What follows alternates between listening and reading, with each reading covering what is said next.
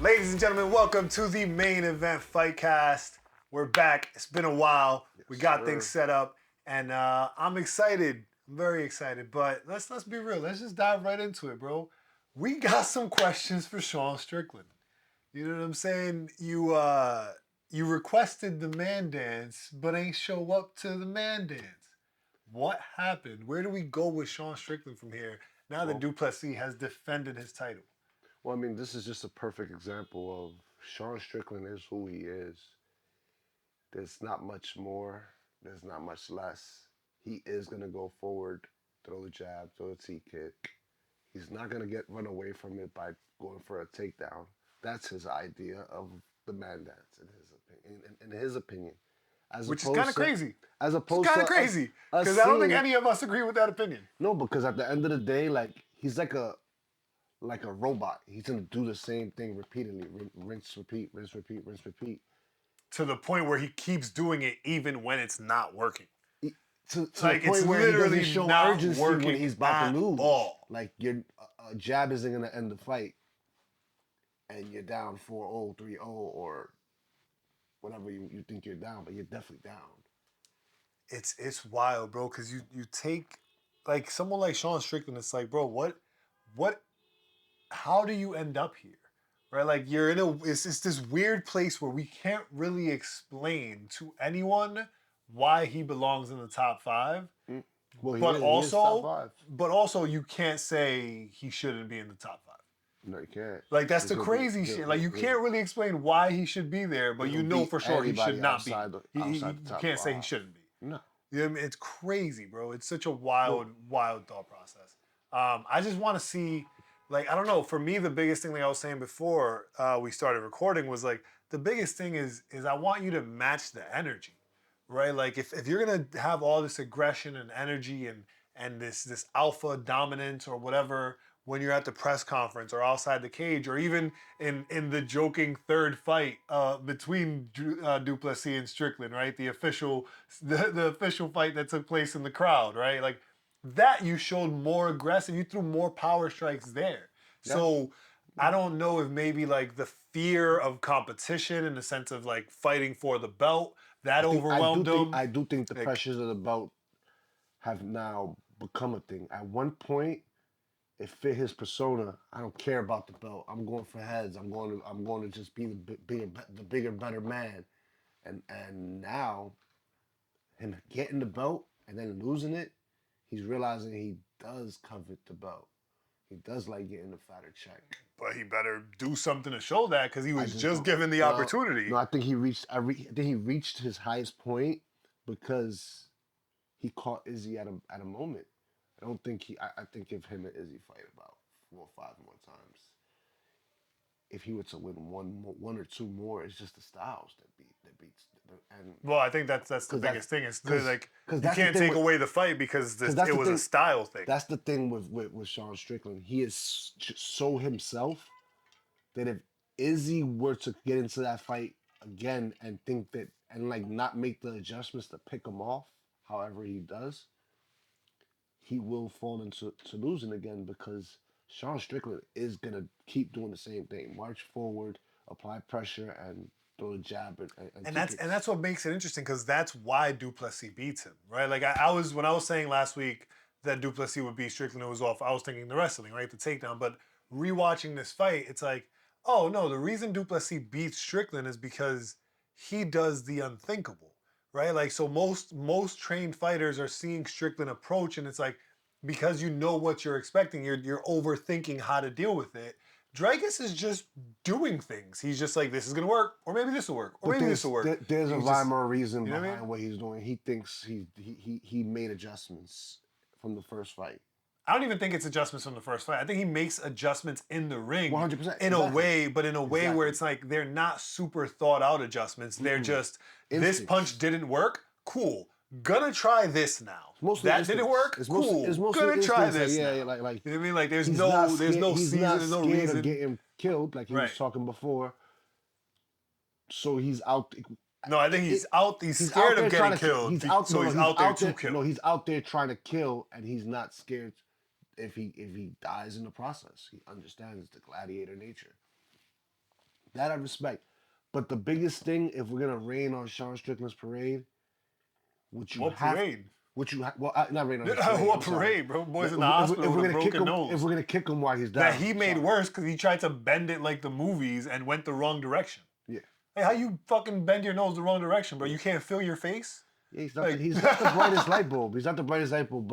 But the biggest thing that I would say, like, if we could kick him while he's down, but one thing you're not getting from him is excuses. No, absolutely not. He's not giving a single excuse. No excuses. He hasn't said. They The try- only thing he said everybody was that mentioned- shit hurt. Everybody mentioned the staff, all that stuff. He's like, I don't get staff. I give staff. Which was a wild thing to say. Wildest thing It in was the world to say. wild. It was So such a how do redneck you- thing to say. How do you bro. get it if how do you give it if you That's the don't got real it? reason he lost. But Because he his got that point redneck mustache. Yeah. Yeah. Look, more like a truck driver than a mean, UFC fighter, bro. I think Izzy's losing because he has a beef with the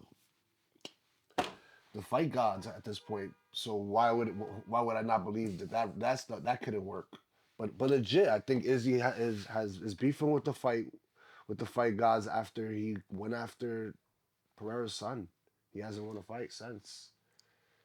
They say you shouldn't go after women and children. Or he's just on a decline, and that's just I the think way I his think career the decline, goes. I think the decline is an easy way to say it, but he's getting caught by the same punch at the same time too. So like, I think making up this wild fight god lore is the easier way to do it than to cope with. He's on a decline, bro. It'd be like that. no, That's how I fighters think go. the decline is that's inevitable. I believed he was. Yeah, but you're saying it wouldn't be right now if he hadn't taunted. But these he's people. losing fights that he can win, in the sense that he was winning that fight and he messed up. He's winning on points. Like again, sure, anybody could theoretically win the scorecard. He wasn't winning but on points did you against actually DDP, and I win? still felt like he had an advantage till he tired out. And he was losing on the scorecard, so he was actively losing that whole fight all around. Like I wouldn't say actively. He had just lost the last round, so that's why. the last two, they were in the third won when the he first. got cooked. But The scorecards had it. He did not win those rounds, bro. The judges didn't give him the rounds. I just think that, especially with like a bad stoppage, stuff like that, like he's out of luck in a sense. I don't know. On the other hand, it is possible that because it is the women's division, we are overlooking how dominant of a champion Zhang Weili actually has been, bro. Like in multiple runs. You know what I'm saying? Like the only real person who She you is could great. say she's She lost is to is great. Rose. She's great until she's across Rose. That's what I saw this week. I saw Ann Still, Rose Namajunas. Hell no, you're crazy. That's definitely your fandom speaking I'm real joking, hard. I'm joking. What I saw this I weekend, do there's not a believe- chance that Rose wins, bro. No, and not- I love not a Rose. chance is crazy. As a Not- person, not I a chance. love Rose. Not a chance But is crazy. with Rose these has a adjustments, chance. that we've seen Zhang Weili, the way she just handled Tatiana Suarez, compared to what we've seen Rose do in the cage in her recent fights, even if they are up a weight class, because we're talking about, again, Tatiana is in theory fighting down like 2 weight classes.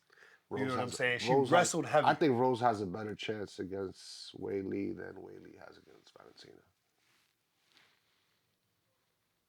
That's nuts. No, it's But not. I respect it. No, I it's respect not. it. You could be a fan, bro. I You, get it. you spoke like that when we talked about Rose versus what's her name? I really can't remember her name. She's in the news for barking at this chick that was coming at her for missing weight. Mexican Cortez. Oh, Tracy. Tracy Yeah. Cortez. You said I was nuts when I said that Rose was worlds ahead of her, and it proved true. It's a different weight class. Rose is struggling against bigger fighters. That's a fact. Weili does not present that same issue to Rose. I think Rose is still our champion at that division. Bro, just Had she like I not been said, chasing weird if she would have maybe like you could say that about the higher weight classes, right? But like, what is the definitive defense you give for her last defense of her title? What do you mean? Oh, there is no defense for what happened against. So if I'm going off of her last 3 performances compared to Zhang Weili's last 3 performances, saying that she has a better chance beating Zhang Weili than Zhang Weili has beating Valentina Styles make is matchups. wild. Styles make matchups. Yeah, but that's what I'm saying. What is the style that you're seeing Rose has an advantage of? Weili is beating right girls now? that want to take her down, and she's better at striking. What are you talking about? She just beat the brakes off of Yang Zhonan, who is an incredible striker, and arguably she only started trying to take her down after Zhang Weili was beating the brakes off her on the feet. Mm-hmm. So, and arguably, like Rose didn't fight Yang Zhonan. So what do we see? What do we see there? Rose again, if we talk about the last 3 fights, right? Your Rose of old, who was able to beat Zhang Weili, may not be there anymore, bro. And to think that, I don't know, man. And again, when you talk about Zhang Weili versus Valentina Shevchenko, we just saw Valentina Shevchenko beat Alexa Grasso after 3 attempts with the best wrestling she's ever shown. If you think Tatiana Suarez was always destined to be champion based on her wrestling, there's no way you can make an argument that Zhang Weili isn't at least, at the worst case scenario, of 50-50 against Valentina. She's not. Valentina's more than just. I can't wait to scream double champ for Zhang Weili, bro, because that is crazy. It won't be true. It won't happen. And then we really get to bask in it because it's like, damn, Zhang Weili is double champ. I don't think it won't happen. So that'll be fun. I don't see that ever happening. I definitely do. There was like Dana said, the team was waiting in the back. So I have a question for you. How did Tallison Teixeira get performance of the night over Zhang Weili or over Rong Zhu? I don't know, bro. I agree. I agree. Knocking out Justin Tafa is not that impressive. Also, you didn't knock him out cold. Like, you hurt him really bad, and the ref stopped the fight. Again, it's not like I separate it in the sense of like performance of the night bonus. That doesn't feel like that. Yeah, it shouldn't. You know what I'm saying? Like, you shouldn't convict somebody with murder if there's reasonable doubt. Right. So that was. I would say, severely disappointing. But I have a different question for you. Why isn't Justin Tafa cut? I feel like Justin Tafa and Junior Tafa have done things, have taken weird L's, and I think they've stuck around through all this time. And Junior Tafa is more recently signed, right? Like, he just joined the UFC, I think, like 2 or 3 years ago. So that one, it can be more explained that, like, maybe he hasn't filled his fight contract yet, but once he does, it's a wrap. Especially after the bullshit he pulled against Walter Walker in the last loss he had. So very likely, like, that's a big possibility he gets cut next in his next fight, right? Justin, on the other hand, unlike Junior, he's been a fan favorite. Like, people like him. He was Bam Bam before Bam Bam. You know what I'm saying? So I could see why you wouldn't cut him, especially with the limited talent from that part of the world on the roster. Like, there's not a lot of people from New Zealand or Australia on the roster in general. If we were based off just performances, I'll be honest, they'd be gone. But you're right. It's some favoritism. There's definitely more to it. Now, like I said, Junior, on the other hand, he ain't got shit going on. He's gone. In this sense, that boy in trouble. the fans have a lot to say. Yeah. And that's what I mean. Like, we don't have say as far as, like, yes, we can tell them. But, like, through collective voting, when we react to things, it makes them think, like, why would I deal with this fighter's nonsense? And when he walks out, I can hear a pen drop. Right, like reactor or reaction preference, right? Like, I would have preferred to see Junior Tafa versus Tallison Teixeira, right? But we know Junior doesn't belong at heavyweight, so hopefully he's getting his shit together and fighting at light heavyweight. That's also another thing. He's played ball and fought at That's what I'm saying. He's played really ball. When he really wants to be a light heavyweight. So those are the type of things you take into consideration on the back end. I didn't think about that part. He lost to Walter Walker. Arguably, he shouldn't have been fighting him. That's not his weight class. Dude, I've never seen somebody like blow a fight this bad. Jimmy Crute versus Rodolfo. We kept saying Bellato. We kept saying it. Is he gonna blow this fight? No, he can't blow this fight. I kept saying it, yeah. I'm like, he can't blow this fight. He's gonna blow the fight, bro. It's gonna be a draw. He's gonna blow the fight, bro. It's gonna be a draw. Blew the fight, and we got the draw. Man. You know how crazy it is, bro? These are the type of moments that make you look at the world and just be like, you know what? I'm not doing anything with it anyway. I might as well just bet $1 on every fight going to draw. Right? Because like one day one of them shits will hit, and the odds are always ridiculous. The odds for this going to a draw was like plus 18,000. Bro, $1 gets you $180, bro. Sitting there waiting for a draw is miserable. But but this type of draw is crazy, bro. I know. You know what I'm saying? Like that was like, I get bro. it, How did you blow the fight so bad? Sitting there watching a fight. No, you're not. You're not hoping for the draw. You just got it there in case you get a draw. Like I got ripped off, bro. The least they can do is pay me. Yeah. If I have to sit through a draw, if I gotta sit through a draw, I might as well get paid for it. You know, so yeah. But this was not one of those draws. This was one of those draws where you're just like, honestly, it was because of the rules. Like the rules created a situation where a draw happens. Without the rules in place, I think you could say Rodolfo won. I lean towards the other way, but you think Jimmy won? Yeah, but if Jimmy won the first round, Jimmy blowing this fight like the way it went from the beginning, like you watching the fight from the beginning, the odds must have blew up. Somebody took it the other way, and they were like, "No, we can't let him win." The odds was crazy. He was about to murder. You had him murdered. Ballooned, bro. I don't know, man. But yeah, no, I don't see a situation where I can give the fight to Jimmy Crute, but I can definitely give it to Rodolfo.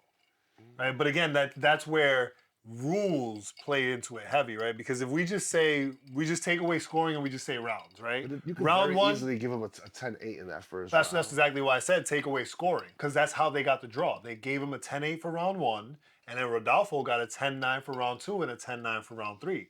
That is a draw. That's 28-28, bro. Simple math, right? But if you take away the scoring part of it and you just say Jimmy Crute gets round one, Rodolfo got round two and three, Rodolfo's a clear winner. And he stole round two. You can easily say that Jimmy Crute won that round too. You can't easily say it because you just said he stole it. If he didn't steal it, then you can't say he like. Again, the term you're using tells you everything you need to know, bro. Yeah, Jimmy Crute was doing all right, but by the end of that round, Rodolfo was winning. In the eyes of the judges. I'm not gonna lie, I was so like bugged with it. It was like I must have missed plenty of the fight too, that part, because I'm like, there's no way he's blowing this fight. But that's exactly, so remember, for at least half of the second round, we're saying there's no way he's blowing this fight. He's really blowing this fight. I can't believe he's blowing the fight. So now by the end of the second round, you're not convinced that Rodolfo just took the second round? You just spent half of it saying he's blowing the fight. That's his round. Then third round, there really isn't a discussion around it. Rodolfo took that round. So now again, just round by round, yeah, it's easy to say Rodolfo won. What could have been on scoring, definitely harder to do, and we end up with a draw. That fight took the air out of it. Because again, round two, right? Like Rodolfo won round two, but I'm not giving him a 10-8 for round two. He didn't smoke round two, bro. He stole the round. Like we just like it was going the other way, and then it wasn't. Like, yo, Angel, your alarm's going off. You're good. So that's where. I don't know. I thought it was an interesting fight. I could definitely, if I had bet on this fight, I could definitely be furious. I would have been furious. Woo! This one. But... Woo! See, that's another thing. I feel like if you bet on a fight and it goes to a draw, you should get a refund. You should like. Fighting is one of the few sports in the world that does not have an overtime system that absolutely needs it. Right? You get to round three, we're in a draw position. Like, draws in themselves are already super rare. So if we say, yo, we take a draw, one of the super rare situations, and give that shit overtime, because it only happens every once in a blue anyway, that's it. This round decides. That's why in the Ultimate Fighter, they need a winner. They go to sudden death round. Right, but they only do 2 rounds. Right? So they're expecting you to dominate and move on. Right? Cool. This is the actual competition, right? So cool, the competition is happening. Word. If we end up in a draw situation, like, yeah, bro, Jimmy Crute versus Rodolfo, Bellato, I'm 100% down for one more round, bro. One more round, somebody going to sleep. I don't know who, but somebody going to sleep. They was both too tired to keep this shit up. Most likely Jimmy. But if you say most likely Jimmy, can you see what I'm saying? Rodolfo won. Just the trajectory of the fight. Trajectory of the fight is telling you, like, there's so many options to avoid a draw that makes draws frustrating. He's such a sad case at this point in his career. It's crazy. Remember, he was a good prospect. Speaking of another guy that was a good prospect, Jake Matthews. Jake Matthews. But he did it. He showed up and he did his job. I thought he'd lose this fight. I'm not gonna lie. I followed, so I tailed Jacob on this as far as him being lock of the week, and I couldn't pull my bet out because the odds had changed, so I would have lost money automatically. I guess I still should have pulled out because I ended up losing the bet anyway, so who knows. But either way, when I did a little extra research, I realized Francisco Prado should not be fighting at this weight. He should not be fighting at this weight class. I mean, this is the reason I'm mad about the Jimmy Crute is that just like Jake Matthews, these guys were hot prospects at one point. I think they fought each other at one point. Yeah. And it was a crazy fight. Like I don't remember who won, but like even when they started losing, they were always exciting. So it just was very weird. It was a fun fight though. At least, it was still exciting. He was dominant. Mm-hmm. But again, like I said, I think, wrong place. Wrong class. There's debates out there that say this could be a fight of the night contender. I don't agree as much. I love Jack Jenkins. I knew he was going to be super tough. I hated the new haircut. I don't know why I like the mullet more. Gabriel Santos, I had him by decision. I had him by KO or decision. Not by decision, by submission. By KO or submission, I had it. And he got the sub, obviously. And another card, it could have been fight of the night, but not right, on a different card. This is way more exciting than it is on this. It was a fun event. I get it. So, but more importantly, Wang Kong versus Bruna Brazil, Batman versus the Joker. I was wrong. I was super wrong. I thought Bruna was gonna go in there and use some jiu-jitsu and really work the ground a little bit. Apparently Kyle did too. Apparently everyone in the world except Bruna thought that she was gonna do that. When your coaches is highlighting that we're gonna do some wrestling and you never did the wrestling, like that's legendary. Like, how is this And that's the real tale of the tape for UFC 312, bro, was fighters not listening to their coaches. Well, the whole year for that matter, like we're seeing so many fighters not hearing their coach, not doing what they game plan for, what got them to the dance. Well, no, but even beyond, I'm saying specifically, like going back a couple fights we just covered, right? We didn't address Nixick in the corner of Sean Strickland telling him, yo, bro, we need this. Like, what are you, like, he's actively telling you, you are not doing enough. So there's no way, shape, or form you could possibly think what you're doing is working. And this is why I say he's a robot, because, like, you can't change the setting. You can't change it. He just continues going the same way. And Bruna Brazil, I guess she was emulating Sean Strickland more than we realized, bro, because she did the same thing. Kai was in the corner screaming, takedowns, wrestle, something. Like, he was referencing a video of her imitating his style, his stance, his style. I figured tons of people saw it. But it's hilarious. It's a hilarious video, but But it ended up being a little too much of a mind worm, and we ended up getting this situation where Bruna is just repeating herself, doing the same thing that isn't working until Wang Kong dumped her, bro. Like, even that was shocking. Yep. Like, Wang Kong dumped her. Mm-hmm. And I was happy. I had the Joker going. I had the Joker because I was not gonna be biased. We love fight nerds. Well, my bias was less to fight nerds and more to fight styles. We just saw Wang Kong get submitted. Mm-hmm. This should not be that complicated. Mm-hmm. But I guess the odd makers were the only ones who knew Bruna Brazil's plan because they knew she was an underdog.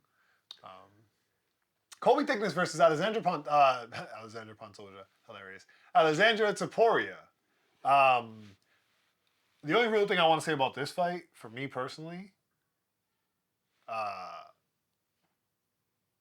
Alex ain't Ilya. No. I No, he's not. Yeah. almost want to say But- overhyped, But it's hard to say that because he took on an opponent nobody knew, undefeated. Seems to have been game. short notice, seemed to be game. Also debuting in the UFC as well, which then would say, okay, Also so like fi- who does he also- beat in the UFC? Also fighting for a contract. Listen, I think this might be one of those losses that might age better for Kobe. And maybe it just I think Alexander like he had a tough go against a guy that he I was not had- game planning for. I feel like Kobe didn't do enough to make me feel like he's No. that good. 100%. I don't think that the performance told, but he might go on to actually be somebody, be decent. I mean, yeah, he's in a camp and where then- that works, but like and then we look at it, we're like, okay, maybe the older Chapoya brother is pretty good, but he didn't show it there against a game opponent. I don't think we'll be able to say But that it's until we easy- see but him it's against the easy to UFC. say. It's easy to say Ilya is the better brother. Well, no, I'm not even saying Ilya's the better brother. I'm saying like the Alec is getting a lot of hype off of his brother that he shouldn't be getting at all. Like Yeah, you I could give as agree. much credit as you want to him I being agree. to Colby being a UFC debut and looking good and all of that, but like all of the compliments you're giving only put us in a position where we're either saying Colby is also good enough to be active UFC fighters right now, or we're saying maybe Alec isn't good enough to beat active UFC fighters right now. He just struggled with a debut. I do think he has to be careful with his next bout. I do think that because your brother bad. has a name. Anyone would want to make a name off of it. Exactly. And But in this weight class, I might I can think of a couple people that want to make a name.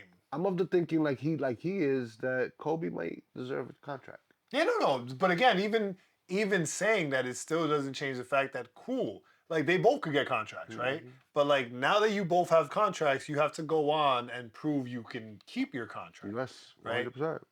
100%. If we're giving that much compliment to Kobe, again, like it just puts us in a mental position of, are we saying we're confident Kobe has no problem keeping his contract and he's so good that it makes Alexander having a tough time and having to go decision much ages more well. valuable. It ages well. But like, I don't think Kobe's that good because then I asked, okay, what did you see in the fight that's giving you that credibility? Because we saw two people at equal level in theory. They're both, Topuria had 2 losses, I think.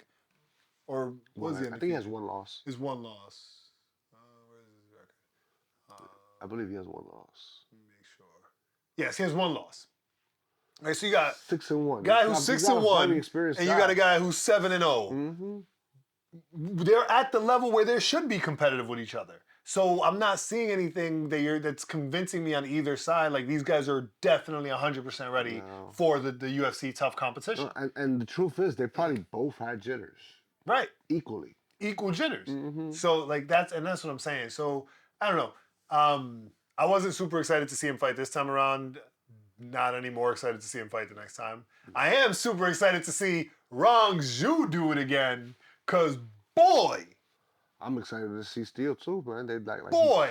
In a loss, he did not lose any value. Nah, no way. Did not disappoint at all. Like this all. was undoubtedly the fight of the night. We watched it and we're like, yeah, it's a long road for anybody that wants fight of the night tonight. Bro, listen, 'Cause Rong my Zhu God. got off to a start God. that was unbelievable. And honestly, that was coming off of a fight where I was like, you know what? Like if we have a rough night, the fight that we're gonna get into next could have also been a fight of the night, right? Like if this fight doesn't happen, if Gabriel Santos doesn't happen, what we saw from Jonathan Mayclef, right? His name Jonathan Mikalev, right? I don't know if I'm giving that fight of the night, but maybe a performance. Maybe a performance bonus. Because Performance he bonus. put on a Right. beating. And again, debuting. Mm-hmm. You know what I'm saying? So but Rong Zhu and Cody Steele, when I say you just gotta watch the war, bro, because those guys went to war. And apparently Metcalf is more known for like being in barn burners, and he was trying to like be more. He's also more known for disciplined. being a wrestler. Yeah. Yeah. I think similar to Cody Steele, Cody's very known for being a grappler. He's an aggressive grappler. But he showed everything, and when the wrestling wasn't working, he stayed on the feet and said, "Let's do it. We're gonna just They did dance." the man dance. They did the man the dance. man dance. This is what we thought we were gonna get from Dricus and Strickland. No. They would have. This is what we hoped that we were gonna get from Dricus and Strickland. Listen, neither one of those guys would have been able to take the shots that these guys land on each other clean on each other. Like different weight classes. Sure would have been nuts. Naughty. And then, so as we were just saying, welterweight, Angelo from We Want Picks went on a crazy rant. It's clear he does not like Kevin Jusset. Yeah, they got to fight. I'm not a fan of Kevin Jusset as a fighter. I don't know him personally. I could give a shit. But I do feel inquisitively similar to Angelo as far as like, yo, bro, what are you doing? Like, the dude is bodying you back to back with the same leg kick. Thing is, and you are not doing nothing. The thing is, the man is destroying you by keeping a distance. Run up on him. If he kills you, he kills you. Either way, you're dying. And you're also, just dying slowly. No one expects allowing that it to happen. No one expects that to happen because the reason you were the favorite is because we all assumed Jonathan's wrestling was going to come into play, and you theoretically are better at judo than his wrestling. So, like, that was supposed to negate out and you were going to be good. Bro, he's striking you to death. You need to engage this judo and see where it goes. At least get in the phone booth because he can't kick you like that. But even when he was getting close, Jonathan was throwing beautiful elbows, random knees. Like, I will say Kevin was getting him with some lovely uppercuts, and those clinch uppercuts were kind of crazy. Yes, he did land. You know what I'm saying? Those clinch uppercuts were kind of crazy. There was a few moments where he looked like he could have changed everything. But right, like there was a few moments where Kevin remembered what he was doing. He remembered he had a job to do. allowed this man to stay on the outside and pick him apart. Picked him apart, put on for Australia. It was stunning. Honestly, those kicks were loud. That's what I was gonna say. As someone who's a big fan of people who can use their legs, big fan of Jonathan Mikulev. He has sold me. Those kicks were devastating. Performance of the night bonus to Quinlan Salkeed, the first fight of the night. Once again, how do you get a performance bonus on something that's controversial? Simple. The fight was in Australia. You're not gonna not give the baby face from Australia. If you don't give him the performance bonus, I guess it's not his fault. He did his job. He did his job. If you don't give him the performance bonus, then you authenticate questioning his win, right? Like, because now you're saying like, yeah, that was kind of questionable. Otherwise, if it wasn't questionable, he gets the performance bonus, right? So you got to give it to him. Now, was it questionable? Because I think the ref jumped in early. So it's weird because like, I think it was an early stoppage, right? But was it inevitable? Possibly. I don't know. I don't know. But well, it takes away from the knockout. It takes away from the knockout. And also, the part that then I get a little concerned with is like, I think it was an early stoppage, but then we see him grappling his leg and like, is he still out or is he being rebellious and trying to show that I'm not out? Like, look, I'm still, right? Because that was a little weird. That doesn't look good, but at the same time, I don't know what's happening because even for me, the reason I feel like it was an early stoppage, I don't believe he was out ever. I believe he got hit, immediately covered up to be safe. Once he saw he was safe, he went to go grapple. The ref was already standing there. Yeah, it didn't make any sense. What are we talking? We just saw the previous week that Izzy got cooked and took a couple of hits. He took more hits than we saw in this early stoppage. You know, so that for me is difficult. But that just means that we get to see what Quinlan does in his next fight, and more than likely, bet on the underdog beating him because he's gonna balloon up because everybody's gonna expect the same thing. But they won't be in Australia where the ref clearly had something to gain. That's tough. I don't want to say it. The ref. That's. I'm coming for the ref on that one, bro, because that didn't even... Bro, dude hadn't even finished falling before the ref was already on his way to step in. Like, that was too much, bro. You cannot assume like that. That was pretty bad. It was really bad. It was a bad stoppage. Take it away from both fighters. Yeah, and I don't want to sound like the people that I critique as far as like, oh, well, you know, you also critique when they take too long to stop the fight. Like, yeah, you can critique both things because both things can happen. Bro. You can take too long to stop a fight. You can stop a fight too early. It's not a perfect science. There's like a middle ground you just gotta hit where everybody's just like, You're kinda yeah, like- that one worked. You're kind of like the doctor on hand. You Right. cannot be mediocre at your job. It's the reason why they do so much school for doctors you and stuff can't- like that. you can't That's why mess with pilots have to go through all they have to go through to become a pilot. At least we You hope. can't be a mediocre driver of a plane. It's not. Yeah, what would a mediocre pilot look like? Like, What would that look like, bro? Resume is I only crash on Wednesdays. Like, what are you talking about? Yeah, but bro, I don't think people survive plane crashes to be able to be like, I only crash on Wednesdays. Like, bro. Now what do you mean? I'd be about to crash and I just jump in this little. You feel me? I've only had to eject 12 I'm not about times. to lose my job over this. I've only had to wrong? eject Like, 12 times. There's just certain jobs you kind of have to be really good at. Oh, wow. This got downgraded very quick.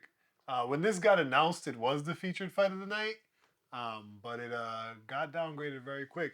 Diving into this week's card. Be a featured because there's some good fights going. Jacqueline is very new to the organization, so I could see it being a feature for that purpose, like to boost her. But I also don't think she's there, so I understand. Like I said, when I saw it as a feature, I didn't believe it was going to be the featured. I just thought it was cool that it was there. She had a great performance her last time out. I could see try to capitalize that, but there's some names there I would put Yeah, and they clearly didn't. Mm-hmm. But as far as upcoming fights this week, UFC Fight Night at the Apex. Looking forward to it. Really appreciate them doing this the night after Valentine's Day, so that the majority of the peoples out there who love MMA could still get their fight on Saturday. You know what I'm saying? You're chilling. If you're in the right relationship, you can watch this on Valentine's Day. Exactly. You're going to be chilling. You know? Anyhow, Jacqueline Cavalcanti versus, and this was kind of weird because it's an oldie, but not a goodie. Julia Avila. I feel like I thought she retired like a year I haven't ago. seen her fight in a while, and apparently it's been 3 years. Wow. 3 years. Wow. So Although Jacqueline is a big favorite, clearly. Although she's fought the likes of Misha Tate, so you know what I mean? Like, no, I mean, that's somebody who's won championships. Yeah, won a championship. But at the time she fought her. It's been a long time. It's been a long time. So, nonetheless, I'm a big Jacqueline Cavalcanti fan. I've been a fan of her even before she got into the UFC. Multiple wins in other organizations. Super dope to watch. Great striker. Could use a little work on her wrestling, but I don't think that's going to be an issue in this fight. Definitely going to be a win. I'm going to be watching because, first of all, first fight of the night, you got to be there. And also, big fan, like I said. So I'm excited.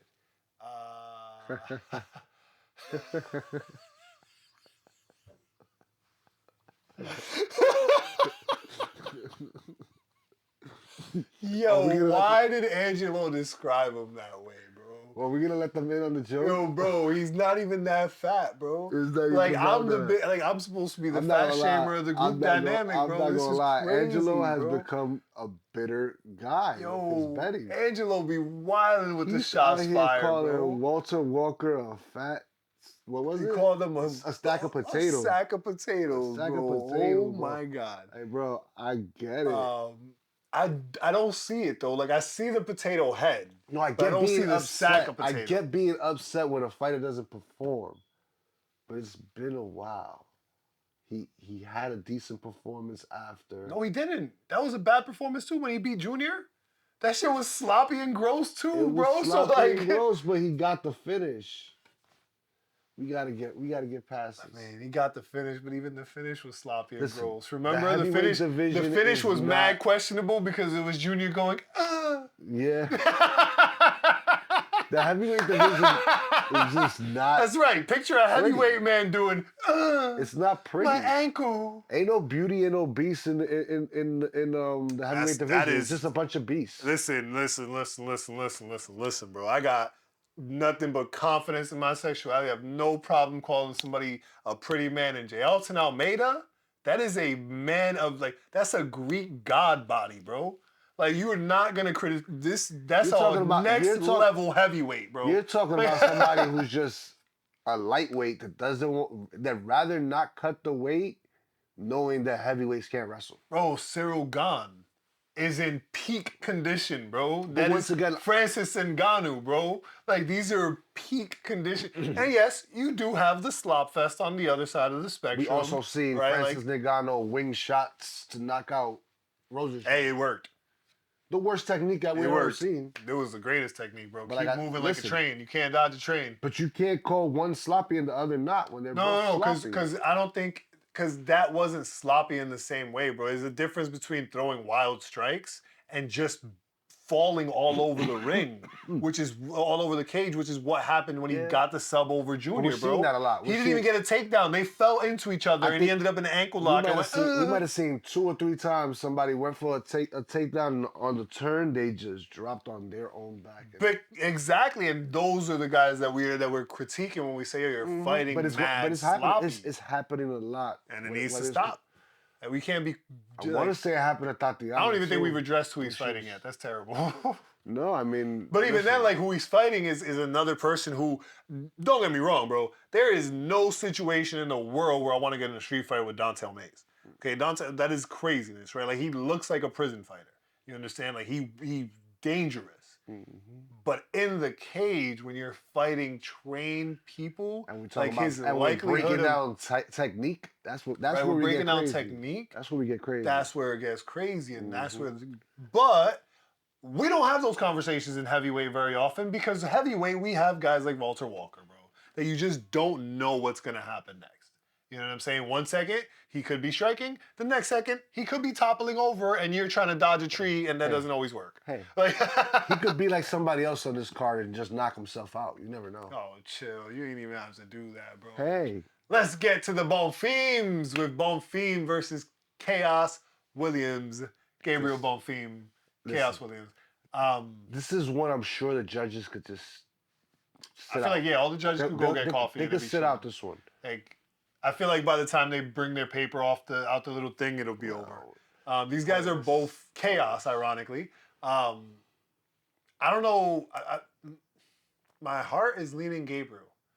My brain is leaning Gabriel. I think Gabriel is just a more technical striker. But my nerves, they lean in Chaos, bro. No, I think Gabriel is just way more technical, and he'll take Chaos out. But Chaos is tough, and I don't want to just write him off. So I would say 60-40. Yeah, there's also the possibility of another Nicholas Dalby situation where, like I will always address and defend, Gabriel Bonfim had knocked Nicholas Dalby to all corners of the planet, and the ref just didn't stop the fight. If the ref stopped the fight, is a whole different conversation. I don't know how anyone is expected to have any energy left after you put that type of ass whooping on somebody, bro. Like, somebody get this man a Kool-Aid. It's all fair, it's all fair game, and since then, Gabriel has done nothing. He just has to answer these questions about his gas tank. Right, and this will be his first fight since. Against a tough opponent, the same thing can happen, to be honest. I think that's why they did it to him. Oh, and speaking of judges. Oh, Lord. The judges can't stand, apparently. Yeah, Jared, bro, why do the judges hate you? I want to get him on the show to ask him that. Like, bro, what did you do to the judges? Like, which of the judges' wives did you screw that had enough power as a judge to just get all the judges to fall in line? Bro? It wasn't the judge. Like, you stressed somebody out, bro. It's whoever the judge's boss is.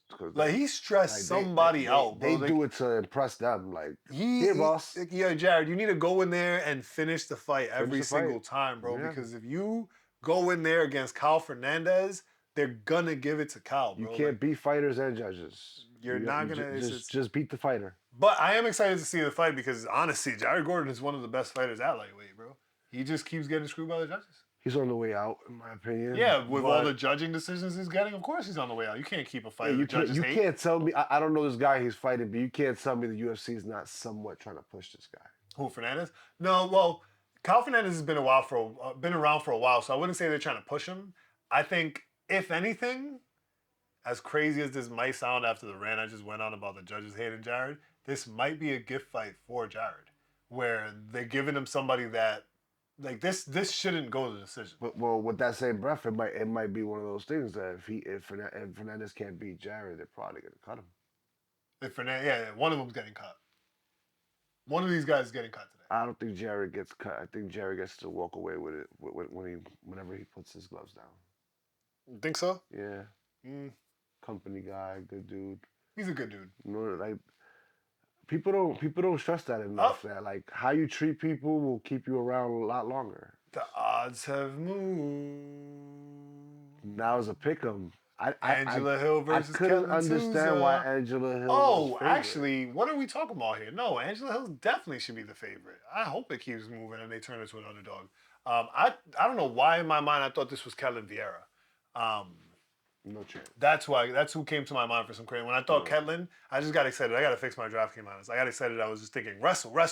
No, this girl does like pressure, but not. She doesn't wrestle. She pressures. Yeah, pressures. and I think Angela Hill has seen that already, bro. But that's how you beat Angela. Who beat her with that? You put her on her back feet. Who beat her with that? She's not great. Who beat her with that?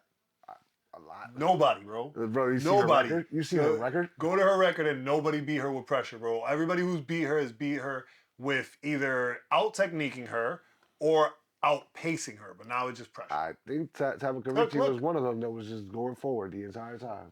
Tabitha Ricci out techniqued her, and unfortunately, as much of a Tabitha Ricci fan as I am, that was an arguable decision. They were pretty close. Same thing. Denise Gomes tried to pressure her, didn't work. Pinheiro, I don't really know what was going on with Pinheiro, to be honest. I like Angela Hill, but I think this is a tough fight. Mackenzie Dern, you could say she's a pressure fighter. She's kind of on the sloppy side. They fought. They struck. Yeah, she's kind of on the sloppy side. But she definitely went forward every time. Yeah. Lupi Godinez would be a pressure fighter. That's the problem with Dern's, though. Like, she doesn't care. Roba. She goes forward. Johnny Roba's a machine. She goes Lemos is a power puncher. Pennington, I don't really remember that fight. And it was also Tisha Torres back then. Yeah, there's nobody you could really say was a pressure fighter. I love Karate Hottie, but she ain't beat nobody in this century. She beat Angela Hill, though. Yeah. That was in 2020. Angela Hill was a different That's why I said century. You said the wrong thing, bro. It would still be this century. It's been decade. a long time since I know why I exaggerated, bro. It's been a long time since Karate Hottie made me celebrate. I don't think, I got to go fix my bets. That was the whole point of that little spin-off we went on. Of her. Like, she just don't win fights. Your boy, Andre Petrosky. Don't knock yourself out, brother. Yeah, it's always the same with him. Like, I'm not excited to fight. It's just every time you see him fight, you're just reminded, like, oh, yeah, gotta watch this guy fight. You gotta hold your breath. He might knock him out. He might knock himself out. Yeah, just hope he doesn't knock himself out. I mean, he did his job the last. The big thing was, will he be nervous to wrestle again after running into a knee, trying to shoot for a shot and knocking himself out? His last fight, he did his job. He wrestled his way to victory. He never shied away from the wrestling, but he didn't knock himself out. But the first shot he took did look kind of weird. It looked a little weird. He was a little hesitant. Little sus. So now it's in a whole other fight. Let's see. Now this fight, did they use the same picture? No, they didn't use the same picture. They look. They don't look that much alike. They're brothers. They're not twins. That's funny. This might be that's why I was confused. That's why I was like, they did not do for that. Ismail from like when I looked up this guy, I never seen him fight. Sadikov has been on a really good run so far. I think Ismail is the perfect style fight to beat Nazim. But Nazim is good enough for that not to be like very definitively clear. Like anything can still happen. So I don't know. I don't think it's a setup. I think it's a test. The level might be higher than. I think one of these guys is going to get pushed after this fight. Because, again, Nazim's been on a great little run as of late. So one of these guys is going to get pushed based on the win. That's all it's going to come down to. Getting pushed in lightweight is hilarious. It's crazy out there. Well, they have to push. It's crazy. But they have to because there's nobody really left. There's nobody really left, but the top level, like once you go above these guys, that's why we got to start pushing these guys to see if we can get some new faces in there. Because otherwise, we're not getting new faces until people retire. Well, speaking of lightweight, I'm seeing a lot of think pieces of people saying Islam doesn't have a chance against Ilya. That's wild. That is wild. Saying there's no path of victory. That is wild. That is wild. Not gonna lie. I'm leaning towards Ilya has more of a chance than I thought at one point. Oh.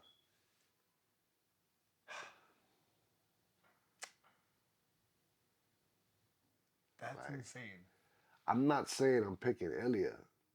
I'm saying he has a better chance than I gave him credit for. Oh, I never thought he didn't have a chance. I never thought his chances weren't good.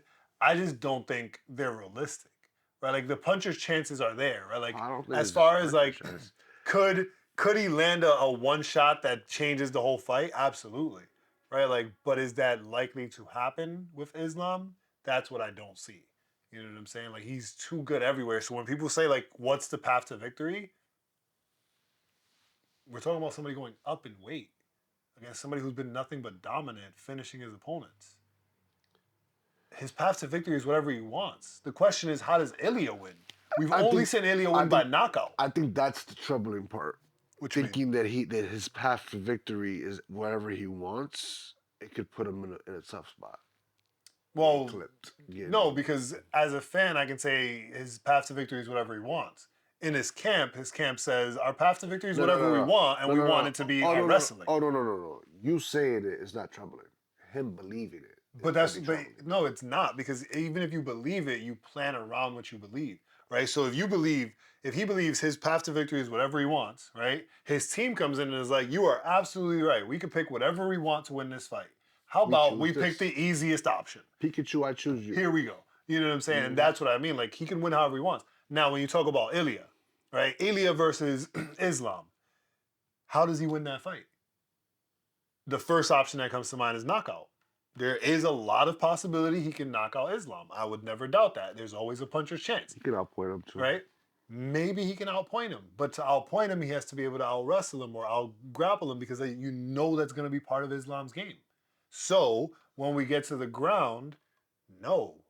Outside of the conversations around Ilya's black belt in jiu-jitsu, we have not seen him do shit on the ground that tells me he has anything to defend against Islam. Not to the level of Islam. Like, you know what I mean? So until we see that level. Till I see that.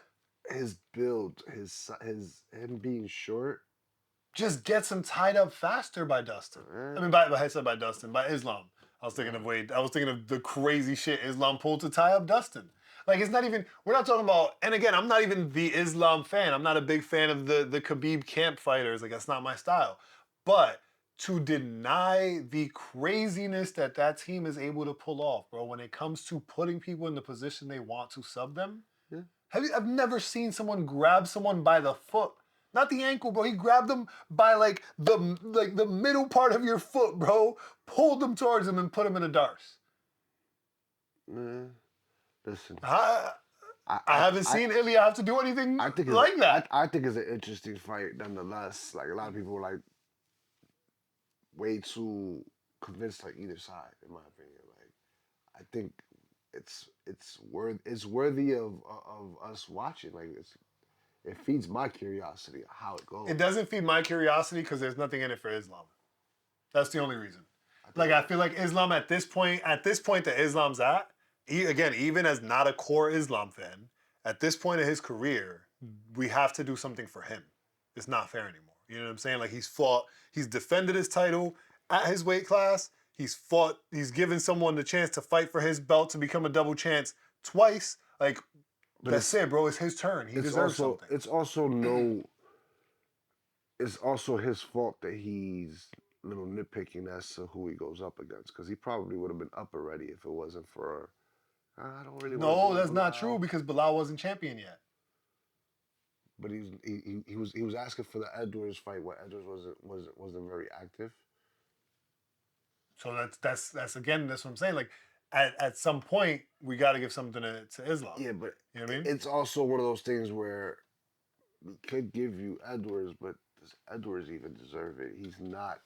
He hasn't fought the guys in his division. But what is he deserving of? This is where people have the conversation completely messed up. Because again, if it was a situation where we fight at your weight class and both our belts are on the table, sure, somebody's getting something they don't deserve.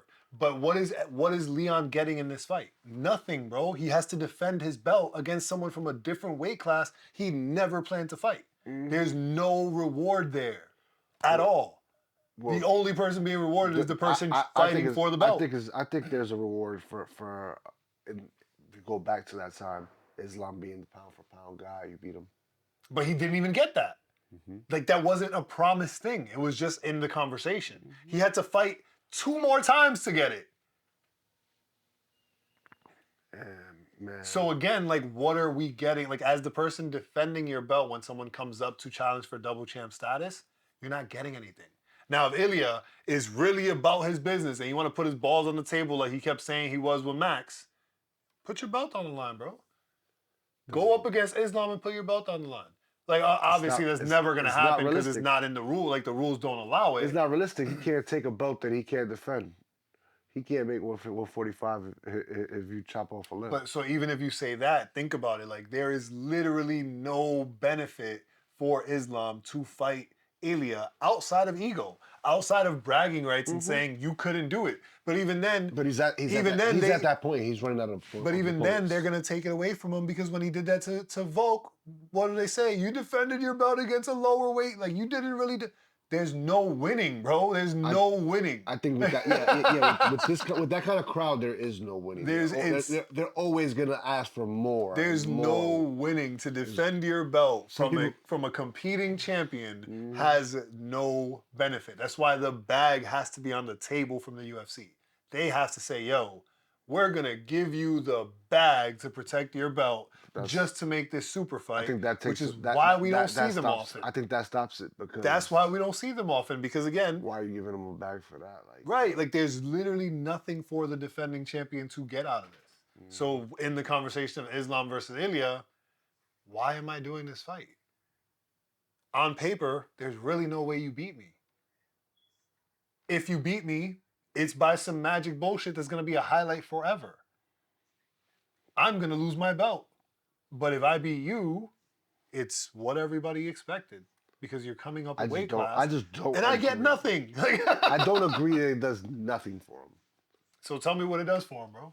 It's still a victory against a game opponent. Like, Ilya is the best at 145. He'll definitely at least be top 5 at 155. So just an ego thing is what you're saying?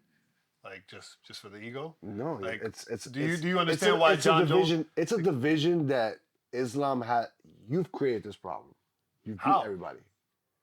But that's what I'm saying. So if I beat everybody and I created this is my doing, I should be rewarded.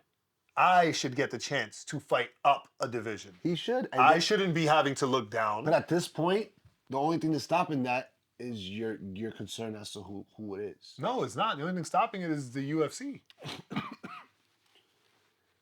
He doesn't want to fight Bellato. He already said he's down to fight Dricus. I'd give him the fight. Especially if he beats Ilya. But that's a UFC conversation. And Dricus already said, I'm down to do it, but it has to happen after Khamzat. Yeah. So that's never going to happen because is DDP still going to be champion after Khamzat? Is Islam still going to be champion? How long of a time are we waiting? Because we know DDP needs 3 months after every fight to recover. So now Islam has to do something before he gets rewarded again. But this is the part. This is the part where it's on Islam too, because so now if DDP is not the champion anymore and Khamzat is, do you still want to fight? He already said he wants that fight. So it shouldn't be an issue. The issue is how long do we have to wait now? Now Islam has to sit out, or again give someone else an opportunity. Which is why I see the Ilya fight happening. Yeah, it's gonna happen, but it's not in his favor. Is what I'm saying. It's not in his favor because now you're risking things. It's him coming to work and saying, "Look, this one is for you. I don't want to hear nothing later." Yeah, but how many more times does he have to do that?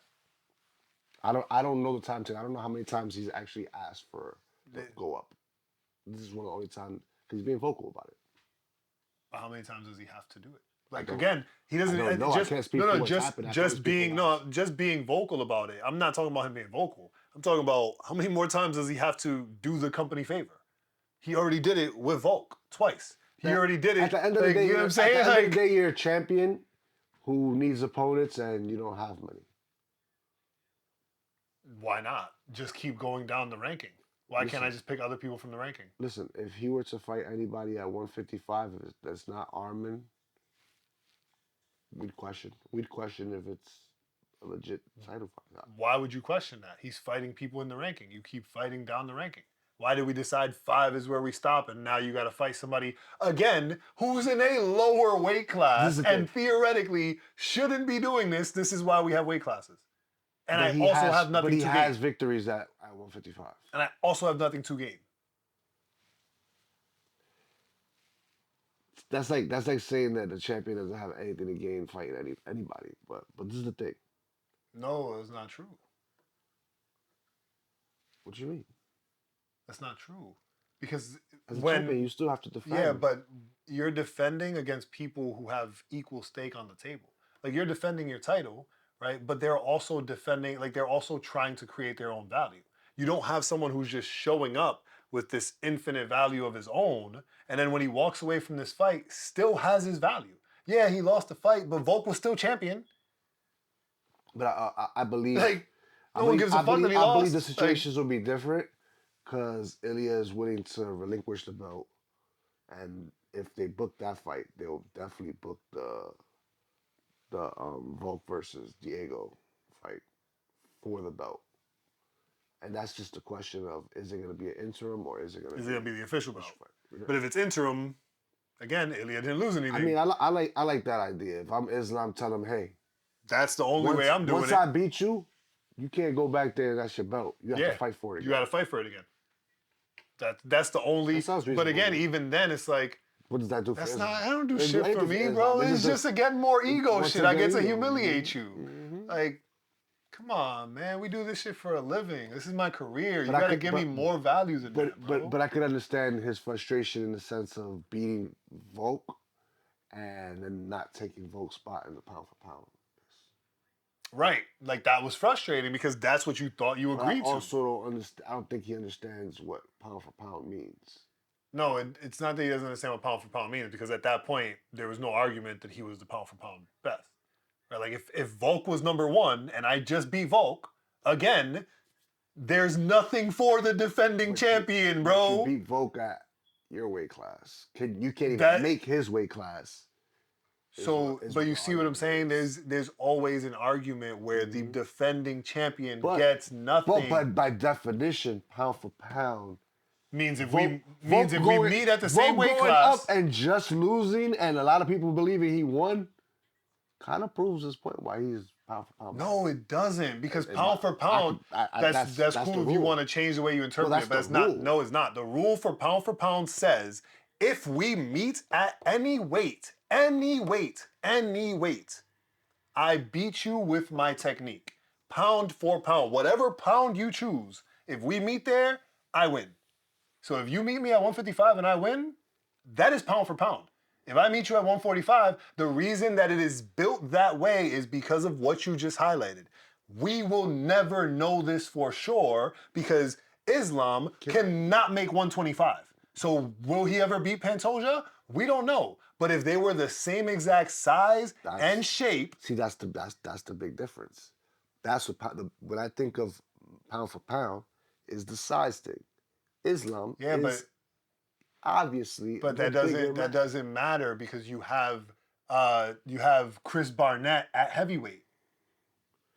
That's height, not size. No, but that's what you're referring to, bro. No. Yes, because J. Alton Almeida is wider and taller than Chris Barnett. No, but I'm saying that when I look at Islam and Volk, the differences isn't just height. Okay, but I just described J. Alton Almeida is wider and taller naturally than Chris Barnett. Yes. They are in the same weight class. Because if we were doing pound for pound, that's what it would be. You understand? So we say Islam could never make that weight, but we're just saying that from a competitive standpoint.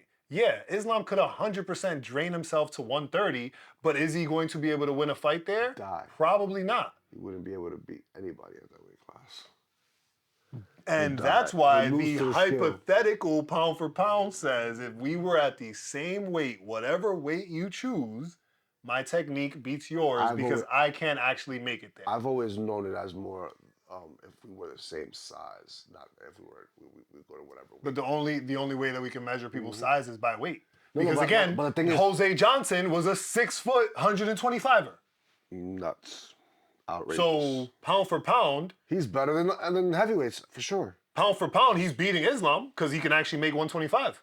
So if we're measuring it that way, then it changes the whole thing because now we're not even talking about style. Yeah, that's why that doesn't make sense to me. To me, is we only measuring it if we're the same size. Right. Who So is better if Islam, if John Jones is only 6'1", and we make Demetrius Johnson 6'1", who wins? Who wins the fight? Right.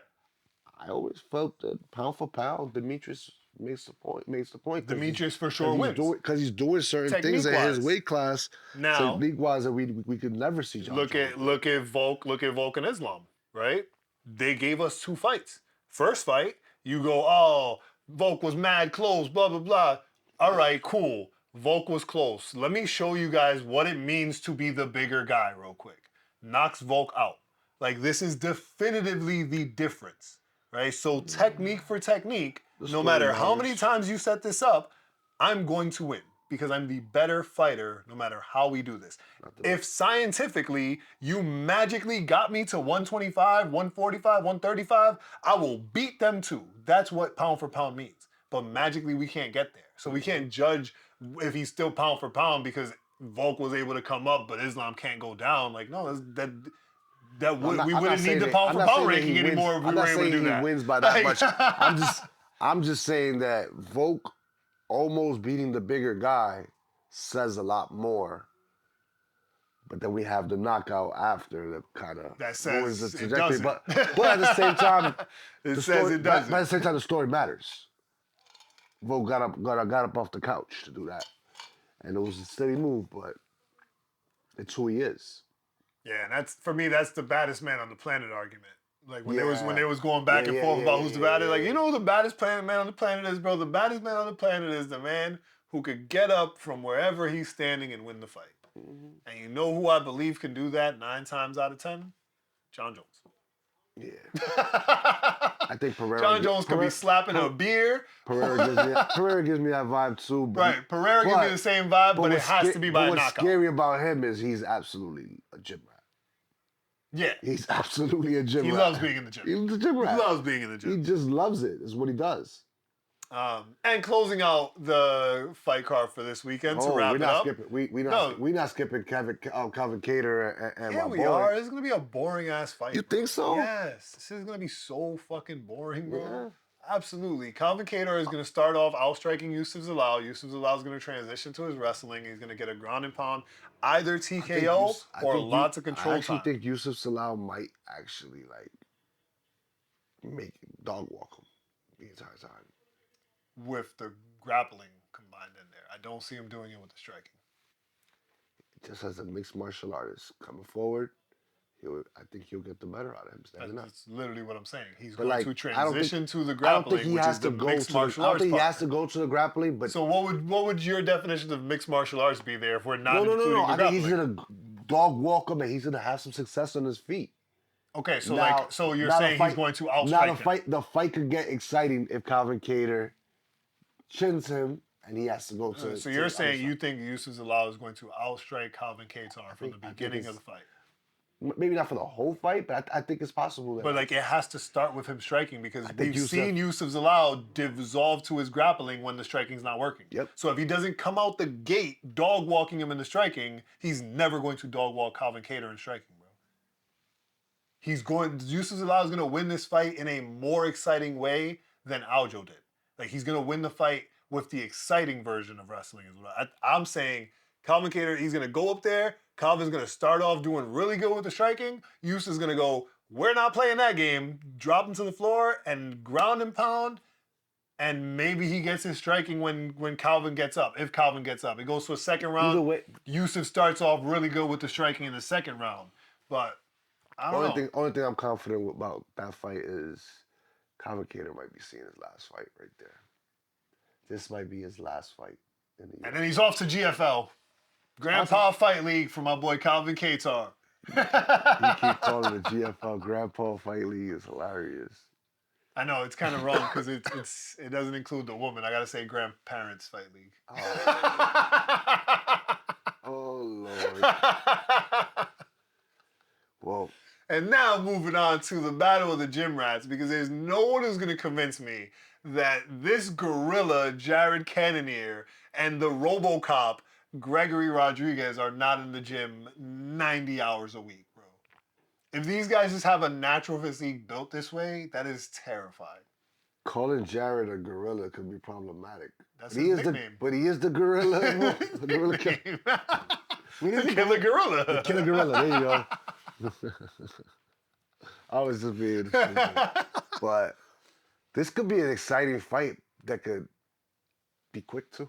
I don't know. I don't want it to be quick. That's this is one of those fights that makes me feel like the barbarian I described us not to be in prior moments. But like, I want it. Like, we're talking about Gregory RoboCop Rodriguez, who kept fighting with a gash in his face. Yeah, I only say that because of their age. Because like if history repeats himself, they're known to be tough guys that are not easy to get up out of there. Yeah, but like even age doesn't matter because the gash thing was like last year for Gregory Rodriguez, bro. Yeah, and Jared I'm just saying Cannonier, that they're older guys that you could see them being taken out, especially after Jared getting knocked out last time. Who I was just thinking, who was it that knocked him out? Imavov just knocked out Jared Cannonier, right? So like.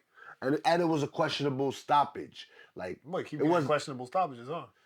But this is the thing. Keep getting questionable. We both agreed that they could have called the fight the first punch, but then they let him survive, and then he looked like he's still there, and then you call it after. That's what's weird. Jared was in big trouble. It's not a controversy in that way. It's a controversy in when the ref are jumping in. Yeah, they're not timing it right. Yeah, it's almost as if like they think about it and then they're like, no, too soon. They're like, damn, no, I definitely just should have stopped it. Let me just now. Yeah, but then when they jump in now, it's like, oh, it doesn't look as bad as it did when you can't stop the fight because you should have stopped it a little earlier when they're now seem to defend themselves a little. Right. Like then it gets shaky. It gets shaky because now you got to fight the fighter after. Shaky breaks. It's bad. Yeah, and the fighters be mad afterwards. Absolutely. I mean, there's a big difference in their paycheck after. Now, I will say, following up on Joaquin Buckley's statements, this is kind of a weird fight to headline Black History Month.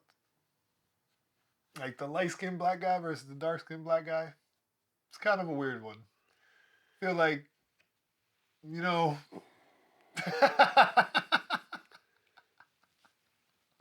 It brings up the Stephan Bonner, what was it? Is it Stephan Bonner or something? Adrian Bronner. Said anybody can get it. Yeah, anybody can get it. African, Mexican, Puerto Rican, in this case Brazilian.